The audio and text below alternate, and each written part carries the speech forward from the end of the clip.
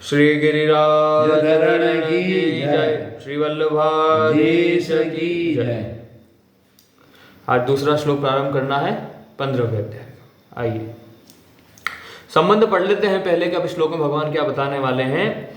पूर्व श्लोक में भगवान ने जिस संसार वृक्ष का दिग्ध दर्शन कराया, उसी संसार वृक्ष का अब आगे के श्लोक में अव्ययों सहित विस्तार से वर्णन करते हैं। अभी संसार रूपी जो वृक्ष है, संसार वृक्ष, इसके बारे में और विस्तार में भगवान चर्चा करेंगे। आइए। अध शोर्ध्व प्रसूता सतस्य शाखा गुण प्रविद्धा विषय प्रवाला, अधश्च मूलान्यु संततानि कर्मानुबंधिनी मनुष्य लोके। व्याख्या। संसार वृक्ष की मुख्य शाखा ब्रह्मा है। ये हमने पहले श्लोक में पढ़ लिया था कि जो संसार रूपी वृक्ष है उसका जो जड़ है वो तो कौन है? परमात्मा, भगवान ठाकुर जी है। उसका जो सबसे मुख्य तना है वो ब्रह्मा जी है, क्योंकि ब्रह्मा जी की उत्पत्ति हुआ, ब्रह्मा जी ही पूरे ब्रह्मांड की रचना करेंगे। ब्रह्मा से संपूर्ण देव, मनुष्य, तिर्यक आदि योनियों की उत्पत्ति और विस्तार हुआ है। इसलिए ब्रह्म लोक से पाताल तक जितने भी लोक तथा उनमें रहने वाले देव, मनुष्य, कीट आदि प्राणी हैं, वे सभी संसार वृक्ष की शाखाएं हैं। संसार वृक्ष जो है, ये ब्रह्मांड की बात हो रही है। तो ब्रह्म लोक से लेकिन बिल्कुल पाताल लोक तक जितने भी लोक है वो सब उस संसार वृक्ष की क्या है? शाखाएं हैं। जड़ मूल जो है वो भगवान है, जो मुख्य तना है वो ब्रह्मा जी है, और ब्रह्मा जी ने रचना करी ना अन्य लोगों की, वो उसकी क्या हो गई? शाखाएं। मुख्य परमात्मा है। हाँ, जड़ मूल परमात्मा है।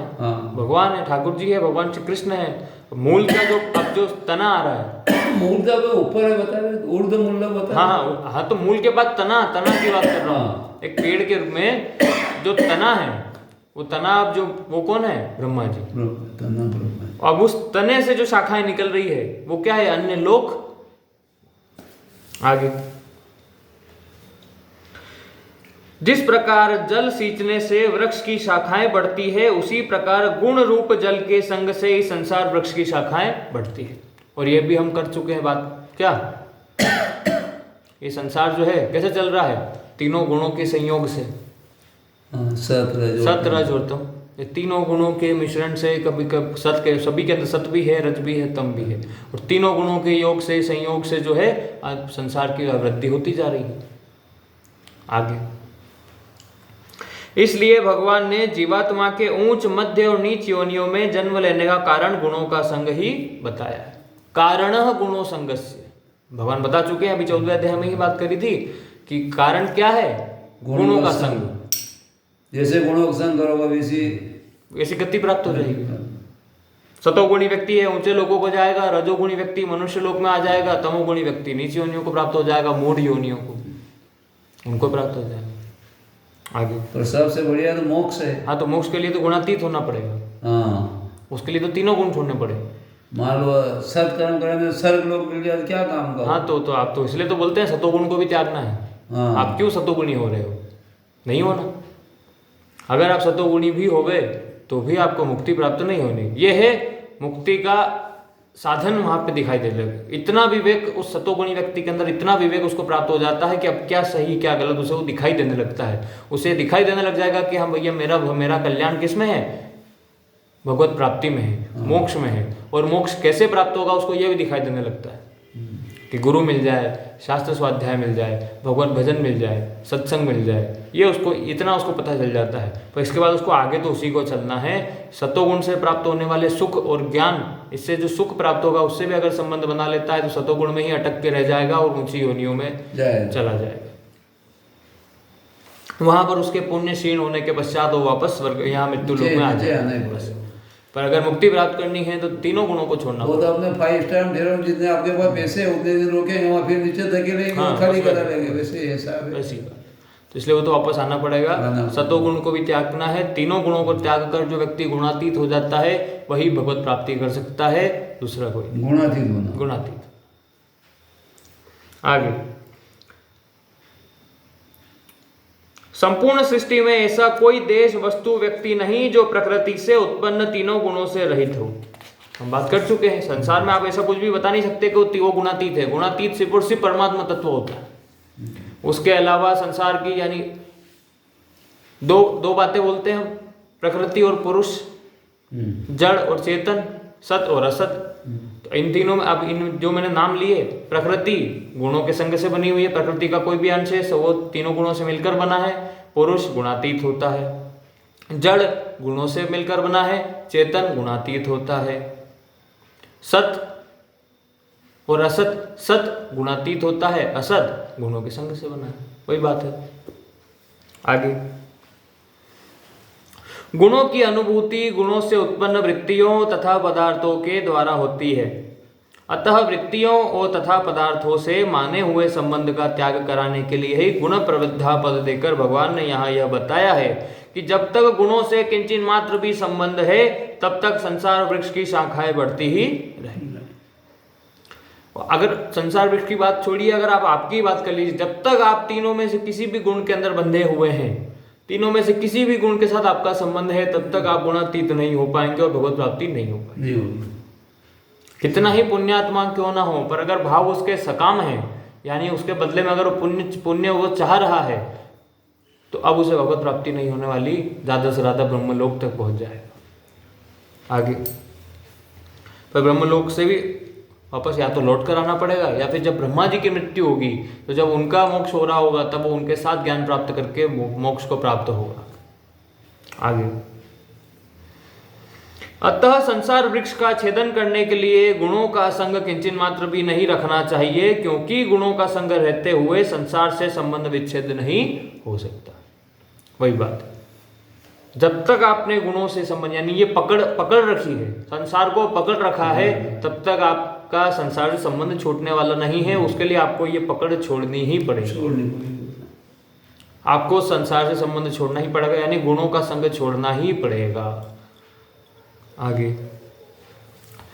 विषय प्रवाला, जिस प्रकार शाखा से निकलने वाली नई कोमल पत्ती के डंठल से लेकर पत्ती के अग्रभाग तक को प्रवाल यानी कोपल कहा जाता है, उसी प्रकार गुणों की वृत्तियों से लेकर दृश्य पदार्थ मात्र को यहाँ विष प्रवाला कहा गया है। वृक्ष के मूल से तना यानी मुख्य शाखा, तने से शाखाएं और शाखाओं से कोपले फूटती है। इतना समझते हम कि जड़ है, जड़ के बाद तना, तने से शाखा और शाखाओं से फिर कोपल, जिनसे पत्तियां निकलने लगती है, और कोपलों से शाखाएं आगे बढ़ती है। इस संसार वृक्ष में विषय चिंतन ही कोपले हैं। विषय चिंतन तीनों गुणों से होता, विषयों का चिंतन। आज ही मैं प्रेम दर्शन को पढ़ रहा था जैसे, तो उसमें भी बार बार यही बात आ रही थी कि विषयों का मतलब आपको त्याग से सिर्फ विषयों का त्याग नहीं करना है, विषय के त्याग के साथ साथ विषयों की आसक्ति को भी त्यागना है। तो त्याग तो वही होगा, आसक्ति छोड़ोगे तो भी त्याग होगा, तो बात तो वही। बस अगर विषय को त्याग दिया पर आसक्ति नहीं छूटी, मन कर रहा है, तो उसका कोई फायदा। आसक्ति को ही छोड़ना मेन बात तो वही। तो आसक्ति और विषय दोनों का त्याग होना आवश्यक है, ये बात आई थी। और जब तक व्यक्ति की आसक्ति है, विषयों का भोग रहा है, तब तक अब संसार, अब वो तीनों गुणों से मिलकर बने हैं विषय, अब वो संसार और आगे बढ़ता जा रहा है। क्यों? क्योंकि वो नए नए कर्म करता जा रहा है, अब कर्मों का फल उसे मिलता जाएगा, मोक्ष को प्राप्त हो नहीं पाएगा। आगे,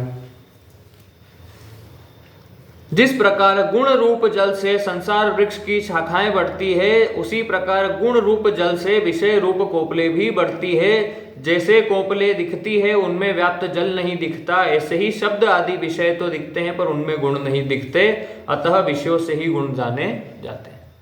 आगे, विषय प्रवाल पद का भाव यह प्रतीत होता है कि विषय चिंतन करते हुए मनुष्य का संसार से संबंध विच्छेद नहीं हो सकता। ऐसा लग रहा है, क्या बोल रहे हैं कि विषय चिंतन करते हुए मनुष्य का संसार से संबंध विच्छेद नहीं हो सकता। बात तो सही है, अगर कोई व्यक्ति विषयों का चिंतन कर रहा है तो संसार से मुक्त कैसे होगा? उसके लिए तो भगवान का चिंतन होना आवश्यक है। अरे बड़े संसार का काम छोड़ दिया, बेटे बड़े विषयों का चिंतन करे तो वो छोड़ना थोड़ी हुआ, वो तो होगा वही वो। क्या? जैसे अपन मैंने काम नहीं करा, दुकान बैठा हूँ, ध्यान तो वही का वही है। हाँ, तो विषयों का चिंतन ही हुआ ना, विषयों का चिंतन ही हुआ। हाँ, चिंतन ही हुआ ना। और आप काम करते करते चिंतन भगवान का कर रहे हैं, तो ये तो फिर काम भी हुआ और भगवान का चिंतन भी हुआ। यही तो करना है, यही तो स्थिति प्राप्त करनी है कि आप अपना कर्म कार्य भी करते जाएं पर चिंतन उस कार्य में ना होकर भगवान में। अभी उल्टा होता है, अभी जब भगवान का कार्य भी कर रहे हैं, पाठ पूजा आदि भी कर रहे हैं, माला ध्यान आदि भी कर रहे हैं, तब भी चिंतन किसका हो रहा होता है? संसार का। वही गलत। और इसी को हमें बदलकर उसका उल्टा करना है कि जब विषयों का कार्य भी अगर संसार का कर रहे हैं, तब भी चिंतन भगवान का हो, ये बात है। इसीलिए तो आपको भजन गाने के लिए कहा है, बार बार अगर उस भजन को दोहराते रहेंगे तो संसार से चिंतन विषयों का हटकर भगवान में लगेगा। ऐसे आगे, अंत काल में मनुष्य जिस जिस भाव का चिंतन करते हुए शरीर का त्याग करता है, उस भाव को ही प्राप्त होता है। ये तो हम पहले पढ़ चुके हैं, 2 बार इस बारे में बात कर चुके हैं। पहले भगवान बोलते हैं कि अंत में अंतमति सोगति के व्यक्ति अंत काल में जिस चीज का स्मरण कर लेता है, वो अगले जन्म में उसी वस्तु को प्राप्त होता है। आपकी आसक्ति अंत में जिसके साथ में रह गई, जिससे जुड़ी रह गई, व्यक्ति उसी को प्राप्त करता है अगले जीवन में। ये हमने पहले पढ़ा था। और 14वें अध्याय में फिर इसी को दूसरे रूप से पढ़ा कि अंत काल में व्यक्ति जिस गुण में रहकर उसकी मृत्यु हो जाती है, वो उसी गुण के आधार पे जो है अलग अलग योनियों को प्राप्त होता है। यानी कोई व्यक्ति जीवन भर भले तमोगुणी था, पर अंत काल में जब उसकी मृत्यु हो रही थी, उस समय अगर वो सतोगुणी हो गया किसी कारणवश, तो उसको ऊंची योनियां प्राप्त हो जाती, और उसको वही फल प्राप्त होता है जो एक जीवन भर पुण्य करने वाले आदमी को प्राप्त होता है, उसी के बराबर का प्राप्त होता है। भले उसने पूरे जीवन भर कुछ भी पुण्य नहीं करा, पर अंत समय में सतोगुणी हो गया, तो भी उसको वही गति प्राप्त होती है जैसे कि एक जीवन भर काम का पुण्य कर्म करने वाले पुण्यात्मा की होती है। यानी कि ऊंचे लोगों को प्राप्त हो जाएगा, स्वर्ग आदि लोगों को। अंतमति सोगति है ऐसा तो 2 बार ये बातें आ चुकी है। एक बार बोला था अंतमति कि भैया अंत में आपने किसका चिंतन कर लिया, घर का चिंतन हुआ, तो वापस आपका जन्म उसी घर के अंदर किसी को कोई कीट पतंग कीड़ा मकोड़ा छिपकली बनाकर उसी घर में आपको वापस भेज दिया जाता है। किसी व्यक्ति के प्रति आसक्ति हो गई तो वापस उसी व्यक्ति को आप प्राप्त हो जाते हैं। ऐसे तो 2 बार ये बात तो आ ही चुकी है कि जिसका अंत काल में व्यक्ति जिसका स्मरण कर लेता है या फिर जिस भाव में यानी जिस गुण में होता है, उसी के अनुसार उसको गति प्राप्त होती है। और जिसने भगवान का चिंतन कर लिया, उसे भगवत प्राप्ति हो जाती है। आगे, यही विषय रूप कोपलों का फुटना है। कोपलों की तरह विषय भी देखने में बहुत सुंदर प्रतीत होते हैं, जिससे मनुष्य उनमें आकर्षित हो जाता है। साधक अपने विवेक से परिणाम पर विचार करते हुए इनको क्षणभंगुर, नाशवान और दुख रूप जानकर इन विषयों का सुगमता पूर्वक त्याग कर सकता है। वही बात है कि अब सतोगुणी हो गया तब क्या होगा, ये विवेक जागृत हो जाता है। सतोगुणी व्यक्ति के पास इतनी बुद्धि तो आ जाती है कि क्या सही है क्या गलत है, ये विषयों का चिंतन, विषय उसे लुभाएं तो गे, माया उसे फंसाने की कोशिश तो करेगी, पर उसे ये दिख जाएगा कि ये माया है, ये विषय है, ये नाशवान है, ये परिवर्तनशील है। आज मैं इन्हें भोग भी लेता हूं तो भी इनका अंत हो जाएगा, मुझे इनको फिर से भोगने का मन करेगा ही करेगा। ऐसा तो उसको ये विवेक प्राप्त हो जाता है। और ये विवेक जब जागृत हो जाता है तो फिर वो व्यक्ति उन चीजों से, उन विषयों से अपनी आसक्ति को त्याग कर सकता है। अब जिसको ये पता ही नहीं है कि ये चीज मेरे लिए नुकसानदायक है, वो उसे कैसे छोड़ेगा। पर जिसे ये बात पता होती है कि ये जो चीज मेरे सामने पड़ी है मेरे लिए घातक है, नुकसानदायक है, उसके लिए उसे छोड़ना ज्यादा आसान होगा। ऐसा आगे,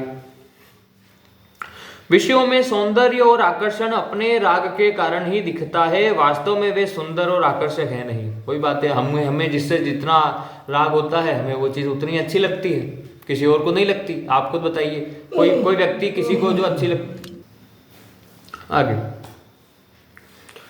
तो जो भी विषय है ना, आप खुद देखना कि जो चीज हमें ज्यादा पसंद है तो हमें कितनी अच्छी लगती है, पर जरूरी नहीं है किसी और को भी उतनी अच्छी लगती है, क्योंकि उसका उसमें इतना राग नहीं है। तो हमारा जिस वस्तु में जितना ज्यादा राग होता है हमें वो वस्तु उतनी ही प्रिय लगती है। आगे, इसलिए विषयों में राग का त्याग ही वास्तविक त्याग है। जैसे कोमल कोपलो, जैसे अभी आप बोले थे कि विषयों का में त्याग, मेन त्याग क्या है, उसकी आसक्ति का त्याग करना, उसके राग का त्याग कर देना, मोह का त्याग कर देना। जैसे कोमल कोपलों को नष्ट करने में कोई परिश्रम नहीं करना पड़ता, ऐसे ही इन विषयों के त्याग में भी साधक को कठिनता नहीं माननी चाहिए। मन से आदर देने पर ही ये विषय रूप कोपले सुंदर और आकर्षक दिखती है। हमने जितना राग किया उतनी हमें वो चीजें सुंदर दिखाई देती है। वास्तव में तो ये विष युक्त लड्डू के समान है। इसलिए इस संसार वृक्ष का छेदन करने के लिए भोग बुद्धि पूर्वक विषय चिंतन एवं विषय सेवन का सर्वथा त्याग करना आवश्यक है।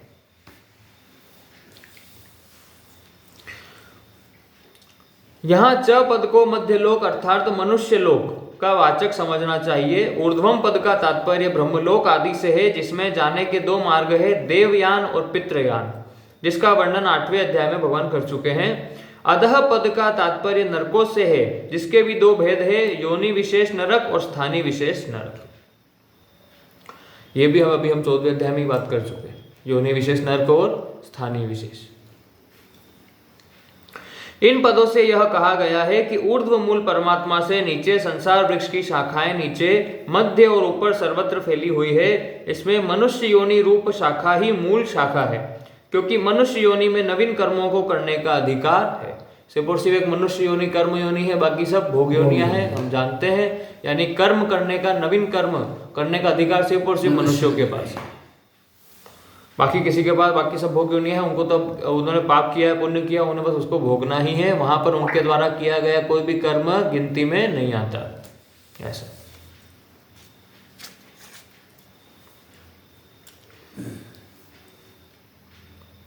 अन्य शाखाएं भोग योनियां हैं, जिनमें केवल पूर्वकृत कर्मों का फल भोगने का ही अधिकार है। जैसे अब कोई शेर है, शेर शिकार करता है, जानवरों को मारता है, हिंसा करता है, पर उसका उसे कोई पाप नहीं लगता, क्योंकि वो पहले ही कोई पाप ऐसे करके आ चुका है जिसकी वजह से उसे शेर की योनि प्राप्त हुई है। अब वो वहां पे कुछ भी करे, उसे कोई पाप लगने वाला नहीं है। जैसे जेल के अंदर किसी व्यक्ति को फांसी की सजा हो गई, अब उसे वो जेल में कितना ही झगड़ा करे, मार फसाद करे, कुछ भी करे, अब उसको और कोई सजा नहीं मिल सकती, क्योंकि उसे पहले ही फांसी की सजा मिल चुकी है। ऐसा हम उसे कितने साल, इतने साल की सजा दे दो, उससे क्या होगा? मान लो किसी को 500 साल की सजा दे दी, बोले इसने वो वहां पे और झगड़ा करे, उसे बोले अब इसको 1000 साल की सजा दे दो, इतना तो वो जिएगा ही नहीं ना। ऐसा